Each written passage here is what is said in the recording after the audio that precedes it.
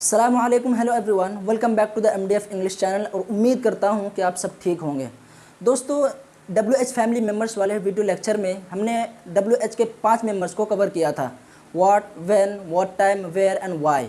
और आज के इस वीडियो में हम जानने वाले हैं हु और हुम के बारे में कि इनका काम क्या है और ये किस लिए आते हैं। तो चलिए बिना किसी देरी के आज का ये सेशन शुरू करते हैं। तो सबसे पहले जानते हैं हु के बारे में। हु आता है to know the subject, subject को जानने के लिए इसको लाया जाता है। हु इज़ ही, वो कौन है। अगर आप सब्जेक्ट के बारे में नहीं जानते तो आप इस वाले वीडियो को चेकआउट कर सकते हैं। इसमें हमने पूरे डिटेल के साथ बताया है सब्जेक्ट और ऑब्जेक्ट के बारे में, क्योंकि अगला जो हमारा आने वाला है हुम, वो ऑब्जेक्ट के बारे में ही है। तो आप दोनों को चेकआउट कर सकते हैं। तो हु से हम जानते हैं सब्जेक्ट के बारे में। किसी ने कोई चीज़ तोड़ दी, हम जानना चाहते हैं किसने तोड़ी, तो इसके लिए हम हु का इस्तेमाल करेंगे। सामने कोई बैठा है, हम जानना चाहते हैं वो कौन है, तो इसके लिए हम हु का इस्तेमाल करेंगे। तो किसी भी चीज़ के बारे में अगर आपको जानना है कि इसका करने वाला कौन है, एक्शन को परफॉर्म करने वाला कौन है, तो आप हु का इस्तेमाल करेंगे। कैसे, तो चलिए जानते हैं। इससे पहले हमने जितने भी WH फैमिली के मेंबर्स पढ़े उन सब में एक बात कॉमन थी कि एस नो इंटरोगेटिव के आखिर में आप WH फैमिली मेंबर्स को लगा देंगे, आपका सेंटेंस बन के तैयार हो जाएगा। जैसे अगर मैं ये कहूँ डू यू ईट समथिंग, क्या तुम कुछ खाते हो, तो ये तो हो गया हमारा एस नो इंटरोगेटिव। और इसी के शुरू में हम WH फैमिली मेंबर का एक लगाते हैं व्हाट, और हमारा सेंटेंस बनता है व्हाट डू यू ईट, तुम क्या खाते हो। तो ये हमारा WH इंटरोगेटिव सेंटेंस बनकर तैयार हो जाता है। और यही मेथड रहता है बाकियों के साथ भी, व्हाट टाइम के साथ भी, व्हेन, वेयर, व्हाई, इन सब के साथ भी यही मेथड हम अप्लाई करेंगे। लेकिन यहाँ ऐसा नहीं है।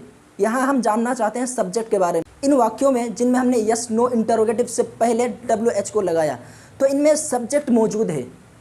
जैसे व्हाट डू यू डू, तुम क्या करते हो, व्हाट डू यू ईट, तुम क्या खाते हो। तो यहाँ यू जो है ये सब्जेक्ट मौजूद है।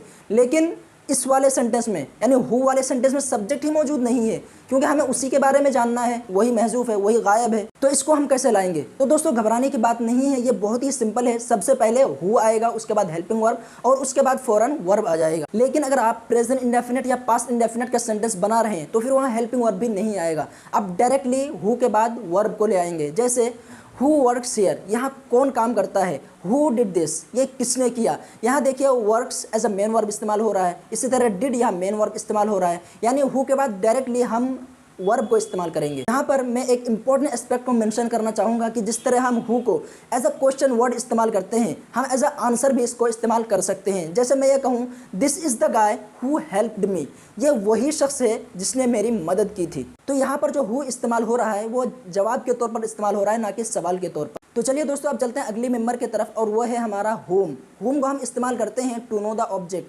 ऑब्जेक्ट को जानने के लिए। तो हमने शुरू में ही रेफरेंस दे दिया था कि आप सब्जेक्ट और ऑब्जेक्ट को जानने के लिए इस वाले वीडियो लेक्चर को चेकआउट कर सकते हैं। लेकिन इन शॉर्ट मैं आपको बता दूं कि ऑब्जेक्ट कहा जाता है receiver of the action, action को रिसीव करने वाला, यानी काम जिस पर वाक़ हुआ हो, जिस पर काम हुआ हो। तो इसी सेंटेंस को अगर आप इंग्लिश में बोलना चाहते हैं तो फिर आप किस तरह बोलेंगे। आपका सेंटेंस होगा हुम डिड यू मीट, तुमने किससे मुलाकात की। तो जहाँ भी हमें ऑब्जेक्ट के बारे में जानना हो हम इस्तेमाल करेंगे होम को।